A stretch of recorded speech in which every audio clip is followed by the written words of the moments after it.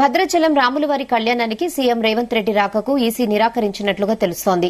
ఎన్నికల కోడ్ నేపథ్యంలో ఈసీ ఈ డెసిషన్ తీసుకుంది. రేపు శ్రీరామనవమి సందర్భంగా భద్రాచలంలో నిర్వహించే భద్రాద్రి సీతారాముల కళ్యాణం ప్రత్యక్ష ప్రసారానికి తాజాగా ఎలక్షన్ కమిషన్ అనుమతి నిరాకరించింది.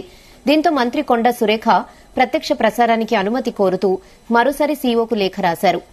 ఆలయ విశిష్టత సంప్రదాయాలు వివరిస్తూ ఈసీకి మంత్రి లేఖ రాశారు. కళ్యాణ మహోత్సవం ప్రత్యక్ష ప్రసారం చేయడం గత 40 ఏళ్లుగా జరుగుతోందని ఈ సందర్భంగా మంత్రి తెలిపారు.